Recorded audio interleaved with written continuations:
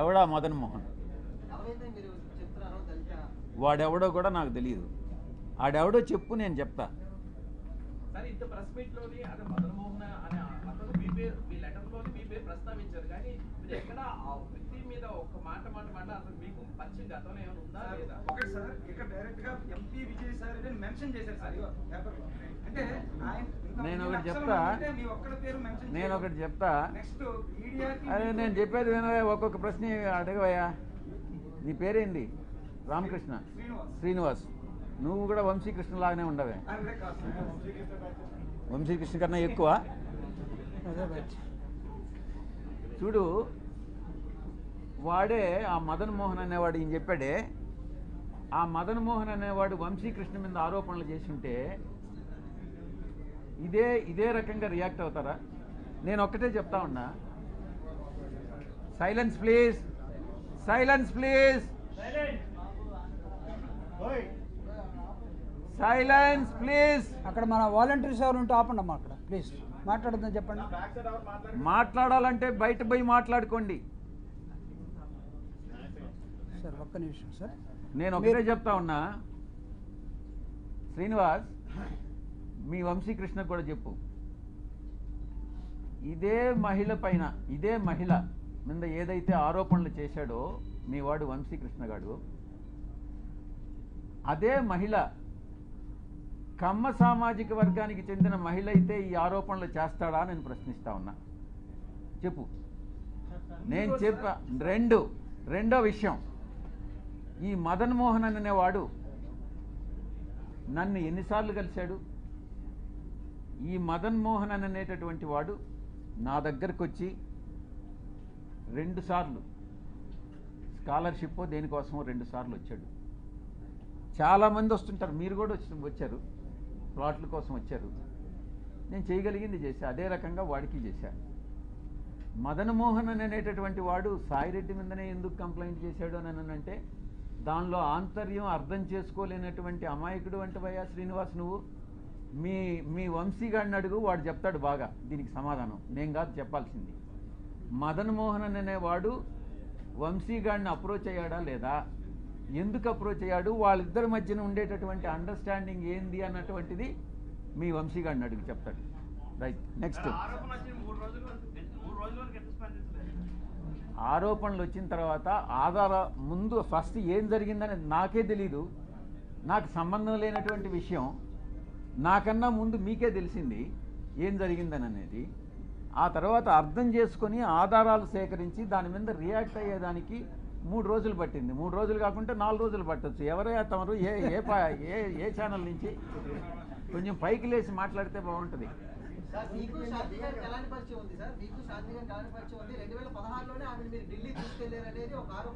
నీకు, నీ పేరేంది?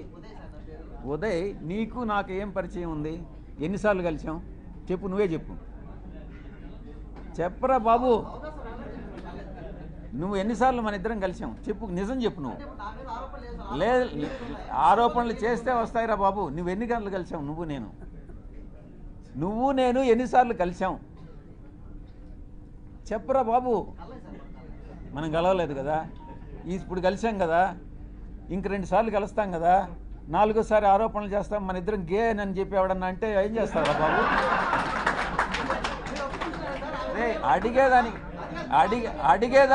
అడిగేదానికి నీకు బుద్ధి ఉండాలా, చెప్పేదానికి నాకు బుద్ధి ఉండాలా. కానీ నెక్స్ట్,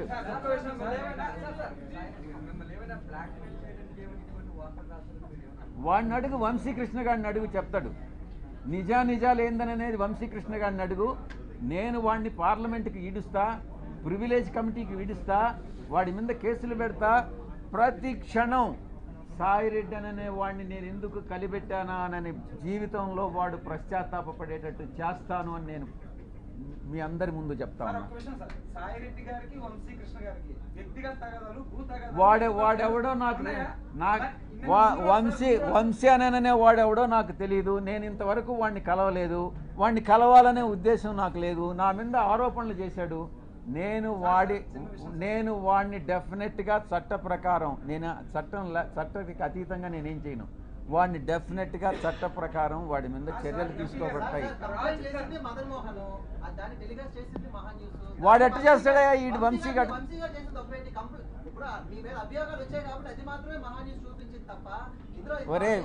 ఒరే ఉదయ్, నిన్ను నేను గే అంటాను, నువ్వేమంటావురా చెప్పు? నేను ఆరోపణ చేశాను నీ మీద. అవునరా, నీకే పుట్టాడని నమ్మకం. అది రెడీగా అదే తీసుకురా, పోయి తీసుకురాపోరా, నీ సర్టిఫికేట్ తీసుకురాపో. నెక్స్ట్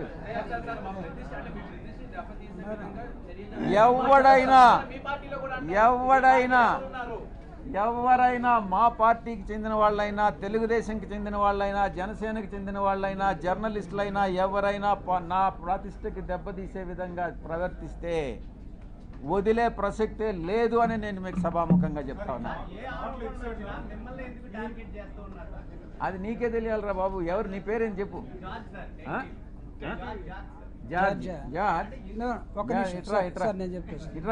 ముందుకు రా.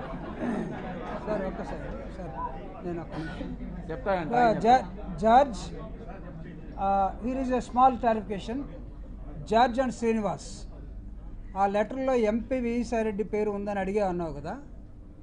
టెలికాస్ట్ చేసే ముందు కనీసం ఆ వ్యక్తితోటి దాన్ని క్లారిఫై చేసుకోవాలన్నటువంటి అది ఏదో అంటారు కదా, ఇంగిత జ్ఞానం.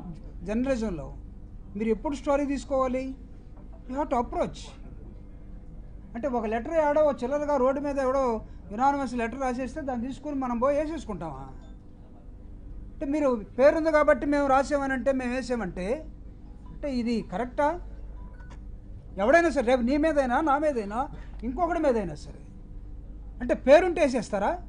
అంటే మీరు స్టోరీలు రాస్తే మేమందరం బురద కడుక్కుంటూ ఉండాలనా? బాగా మీరు పేడంతా మాకు, మీ పశువుల దగ్గర ఉన్న పేడంతా తీసుకొచ్చి మాకు పూసేస్తే మేము కడుక్కోవడం కోసం రోజు ఒక బిందె నీళ్ళు పెట్టుకొని ఉండాలి ఇక్కడ. క్లారిఫై చేసుకోరా?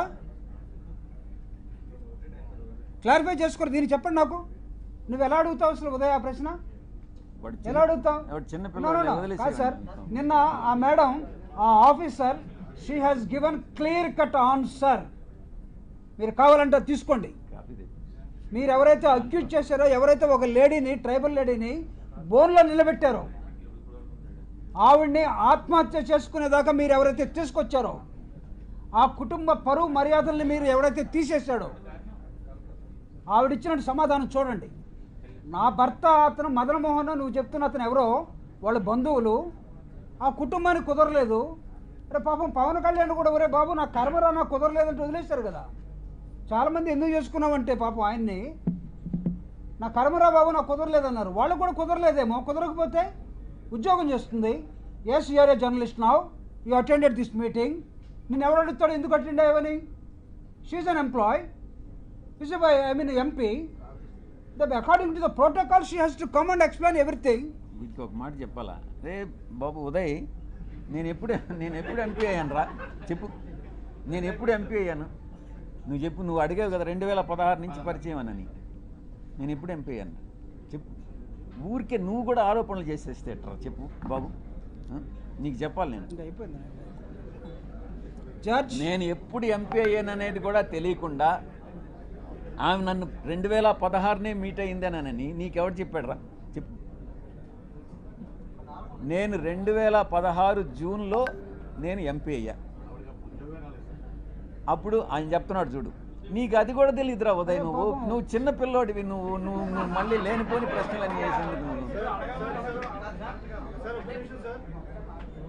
విశాఖ కేంద్రంగా ఏది జరిగినప్పటికీ